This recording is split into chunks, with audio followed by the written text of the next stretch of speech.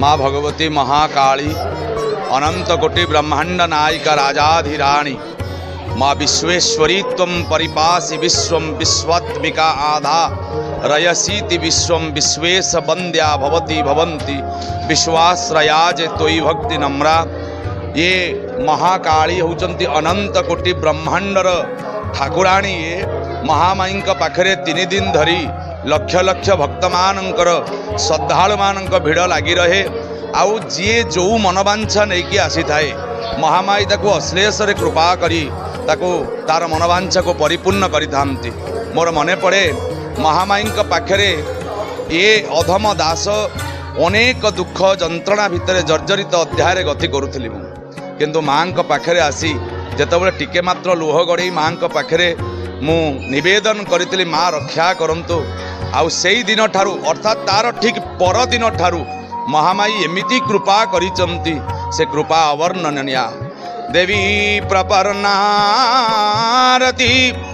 हरे प्रसिद्धं प्रसिद्धमातो जगतोऽखिलस्यं प्रसिद्ध विश्वेश्वरी पाहि विश्वं त्वं ईश्वरी देवी चराचरस्य चराचर ब्रह्मांड को जे जगिची से होचंती माँ दक्षिण काली। ये महाकाली घोर रूपा आपण कह महाकाली के देखिले भय लगे किंतु ये होचंती महामयी जगत जननी आद्या देवी महाकाली जहाँ को देखिले आखिरु केवल लुह झरी पड़े। आपण मान देखुचंती जो भव्य मंदिर ए वर्ष नूतन मंदिर मांकर होईची।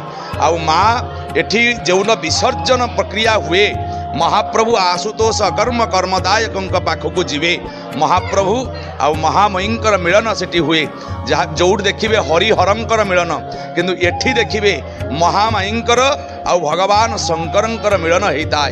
आउ लक्ष लक्ष भक्त मानकर पाखरे महामाई जो लीला लगे जी जो मनोवांछा नहीं कि आसी केवल आपण थर उठे प्रकाश केवल करदेवे महामाई तार कृपा करिवे एमिति कृपा करिवे से अवर्णनीय कृपा।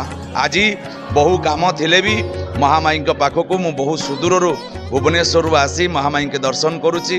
आउ तांको तो देखीदेले अनेक आनंद से आनंद मु वर्णना करि परिबि नहीं।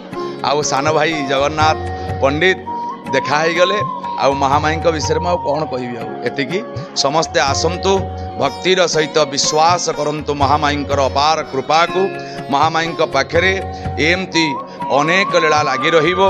प्रत्येक प्रातः समय सूर्य पूजा गो पूजा धरित्री नारायणी पूजा आरंभ होता है।